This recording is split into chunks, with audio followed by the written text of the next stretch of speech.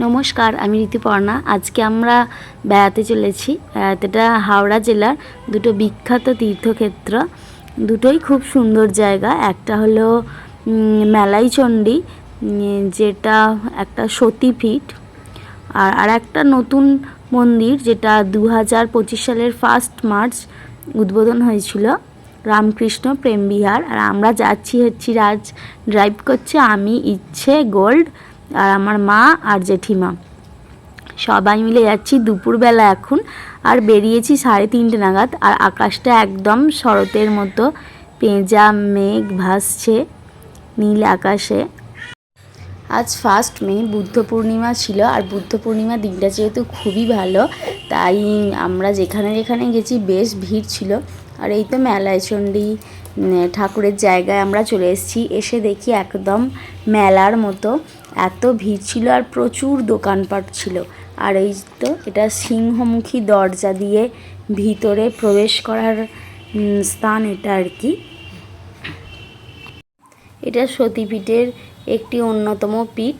আর মেলাইচণ্ডী নাম হলো মালাই চাকি পড়েছিল বলে, মানে মা দুর্গার, সেই জন্য। আর মন্দিরের ভিতরে অজস্র দোকান।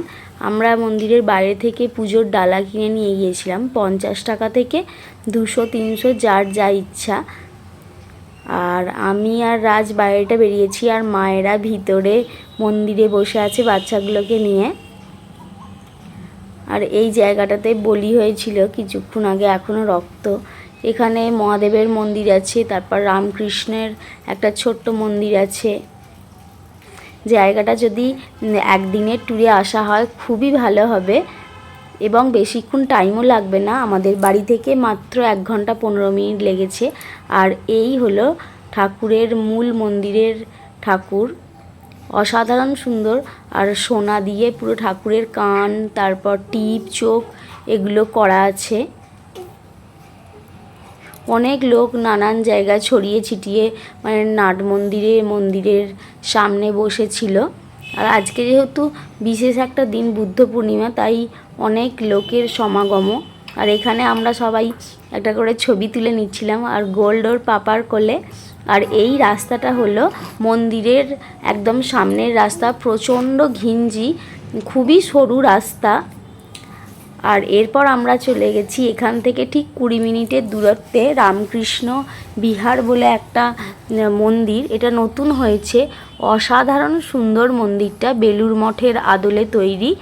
আর এই তো ঢুকেই একদম সবুজ গালচে মোড়া একটা মাঠ, আর বড় বড় এই যে অমলতাস, এই ফুলগুলো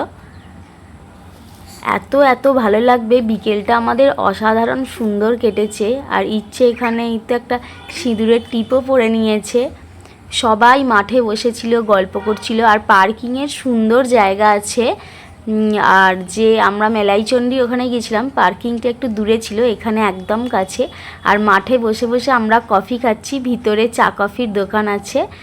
রাজ আমাদের সবাইয়ের জন্য এখানে কফি এনে দিল, কারণ ভিতরে ঠিক 6টা থেকে আরতির সময়, তো আরতিতে ঢুকে গেলে আর কিছু চা খাওয়া হবে না, তো সেই জন্য আমরা চাটা খেয়ে একেবারে ভিতরে ঢুকবো।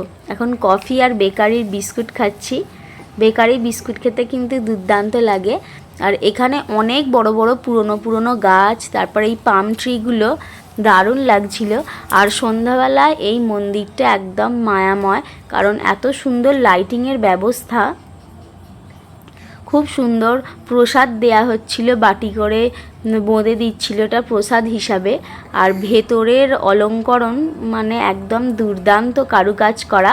ভেতরে যেহেতু ফটোগ্রাফি বা ভিডিওগ্রাফি অ্যালাউ নয়, তো বাইরেটাই আপনাদের দেখালাম, এত সুন্দর লাইটিং।